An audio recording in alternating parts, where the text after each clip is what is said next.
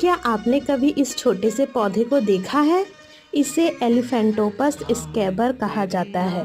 दिखने में छोटा है पर इसके औषधीय गुण जानकर आप हैरान हो जाओगे। ये पौधा गर्म और आर्द्र जलवायु में उगता है। इसका उपयोग आयुर्वेद में सदियों से होता आ रहा है। इसका सबसे बड़ा फायदा यह है कि यह सूजन और दर्द को कम करता है। साथ ही मोच लगने पर इसका पेस्ट बनाकर वहाँ पे लगाया जाता है।